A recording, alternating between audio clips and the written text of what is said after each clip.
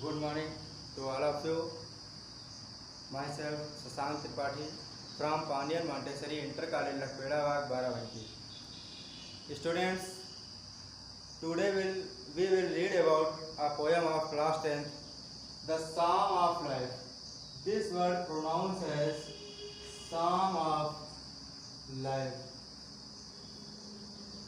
P and L. P and L are silent. There is a rule because they are used before S and M, so they are silent. So we call it Psalm. Psalm means holy prayer. In Hindi we also say भजन या धर्म गीत. तो ये title जो हमारा है इसकी meaning हुई जीवन का धर्म गीत. जीवन का धर्म गीत. जीवन का धर्म गीत द सॉन्ग ऑफ लाइफ, इसके बारे में हम पढ़ेंगे. इस पोएम में जिसके कि कंपोजर हैं H.W. Longfellow, H.W. Henry Wordsworth Longfellow. इन्होंने बहुत अच्छे ढंग से बताने का प्रयास किया है कि जो जीवन हमारा है यह क्या है, या जीवन में हमें क्या करना चाहिए, उसके बारे में इन्होंने बहुत अच्छे से एक्सप्लेन किया है. पोएम इंस्पायर करती है, हमें पूरी तरह से इंस्पायर करती है कि हम अपने जीवन में प्रतिदिन कुछ अच्छा करें और ऐसा काम आज हम करें कि हमारा आने वाला कल आज से सदैव हमें बेहतर प्राप्त हो और हम हमेशा ऊंचाइयों की ओर बढ़ते रहें. ऐसा हमारे जीवन के बारे में बताया गया है. यह पोएम कुछ बहुत जो भगवत गीता है, भगवान द गॉड श्री कृष्ण के द्वारा बताई गई. जो गॉड हमारे हैं भगवान श्री कृष्ण, उन्होंने अर्जुन को जो प्रीचेस दिए थे उन्हीं के बारे में भी बताती है. वहाँ का भी सिद्धांत यही है, Karma. And here is also the poem is also depend on the basis of Karma. The song of life, जीवन का धर्म गीत क्या है, जीवन हमें क्यों मिला है और जीवन को हमें किस तरह से जीना है, इसके बारे में कवि ने बहुत अच्छे ढंग से हमें बताया है. इसका हम लाइन टू लाइन एक्सप्लेनेशन देखें. Life is real, life is earnest and the grave is not its goal. Poet is saying here that life is true. जो जीवन हमारा है यह वास्तविक है, सच्चा है. Life is earnest, earnest means होता है सीरियस. जीवन हमारा गंभीर है, इसको हमें गंभीरता से लेना चाहिए. निर्णयात्मक है, इसको हमें हल्के में नहीं लेना चाहिए. जीवन हमारा एक वास्तविकता से भरा हुआ है. And the grave is not its goal. और जो ग्रेव मीन्स होता है कब्र, लेकिन यहाँ पर इसका अर्थ होता है मृत्यु. और मृत्यु जो है वह इसका लक्ष्य नहीं है. जो हमारा जीवन है इसका लक्ष्य सीधा मृत्यु ही नहीं है. क्यों? Dust thou art, to dust returnest. Dust माने धूल, डाउ माने यू, आर्ट माने आर, टू डस्ट रिटर्नेस्ट. ऐसा कहा जाता है, कहावतें हैं कि तुम ये जो शरीर है या जो हम हैं ये धूल का बना हुआ है और इसे दोबारा धूल में मिल जाना है. Is not spoken of the soul.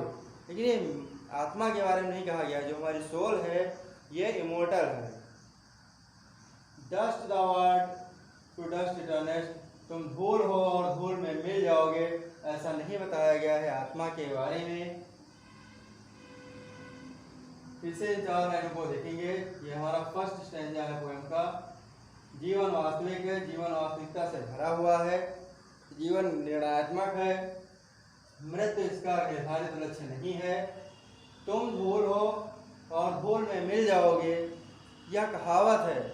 Is not spoken of the soul. लेकिन ऐसा आत्मा के बारे में नहीं कहा गया है. Not enjoyment and not sorrow. ना तो प्रसन्न होना और ना ही दुखी होना. Is our destined and always. Destined माने होता है भाग्य में लिखा हुआ.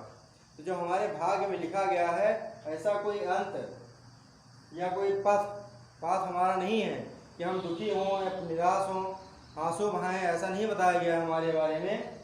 क्या बताया गया है? बट टू एक्ट, कार्य करने के लिए कहा गया है। बट टू एक्ट, कि हमें कार्य करना है। दैट ईच टुमारो, कि प्रत्येक आने वाला कल।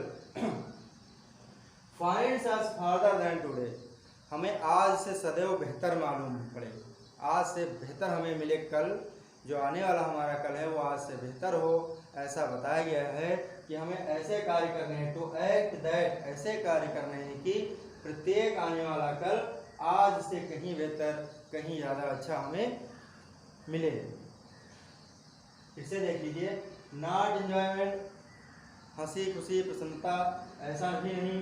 नॉट सारो, दुख में व्यतीत करना, आंसू बहाना, ऐसा भी नहीं बताया गया है। इज और स्टैंड इन, यह हमारे भाग्य में नहीं लिखा हुआ है कि हम आंसू बहाएं या हम प्रसन्नता जाहिर करें। ऐसा हमारे जीवन का कोई अंत या कोई मार्ग नहीं है।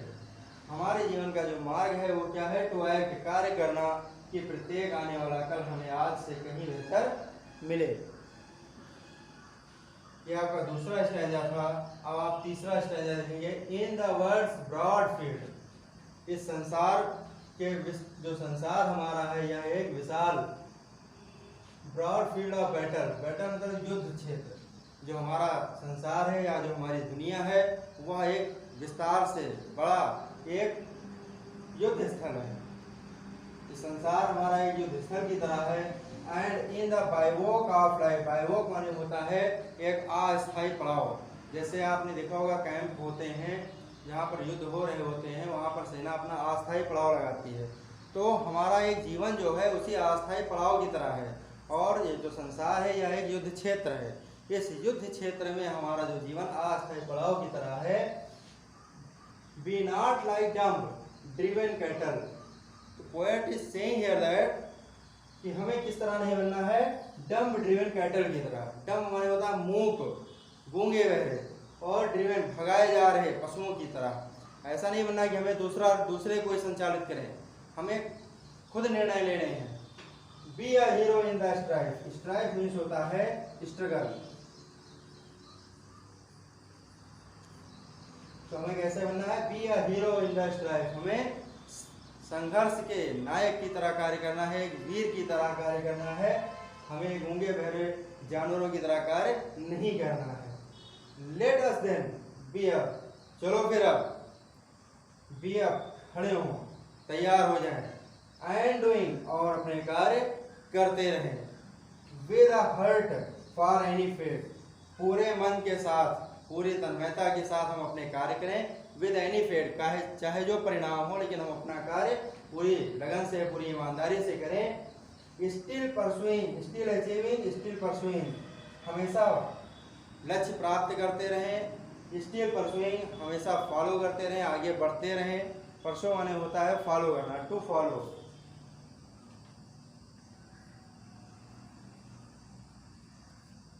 हमेशा प्राप्त करते रहें, हमेशा आगे बढ़ते रहें। लर्न टू लेबर, परिश्रम करना सीखते रहें। एंड टू वेट, और प्रतीक्षा करना भी सीखें। किस चीज़ की प्रतीक्षा? जो हम अपने कर्म कर रहे हैं उसका रिजल्ट कैसा होगा, इसके बारे में भी हम सीखते रहें कि हमारे जो किए गए कार्य हैं उनका परिणाम हमें इंतजार करना है, बहुत ज़्यादा परेशान नहीं होना है उसके बारे में। फिर से देखेंगे। In the words broad field of battle, संसार एक विशाल युद्ध स्थल की तरह है। In the bivouac of life, और जीवन जो हमारा है एक अस्थायी पड़ाव है। Be not like dumb driven cattle, हमें भगाए जा रहे पशुओं की तरह नहीं बनना है।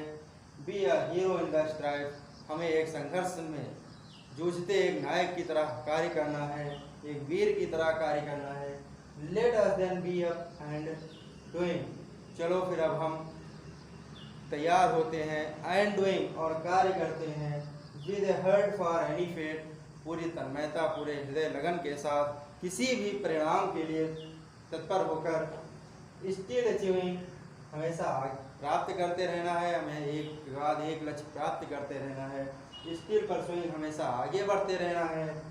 लर्न टू लेबर, और कार्य करना सीखना है। एंड टू वेट, और उस कार्य के परिणाम का इंतजार भी करना है, और उससे सीखना भी है, इंतजार करना। हमें उस इंतजार के लिए ज़्यादा व्याकुल नहीं होना है। ओके स्टूडेंट्स, तो जो आपने ये पोएम पढ़ी था सॉन्ग ऑफ लाइफ, इसमें आपने देखा H.W. Longfellow, Henry Wordsworth Longfellow जो हमारे कंपोजर थे जिन्होंने इस पोएम को कंपोज किया, उन्होंने कितने अच्छे तरीके से बताने का प्रयास किया कि हमारा जो जीवन है या वास्तविक है, इसको हम बहुत ज़्यादा हल्के में नहीं ले सकते, इसको हमें गंभीरता से लेना चाहिए और इस जीवन के लिए हमें तत्पर रहना चाहिए, नए अवसर प्राप्त करने चाहिए, नए तरह से कार्य करना चाहिए। और ऐसा नहीं बताया गया है कि जो जीवन हमारा है वो नष्ट हो जाए। Life is full of adventures and we should enjoy each moment of life so that our life can become a mirror for everyone to follow and to learn from our lives. Okay students, thank you.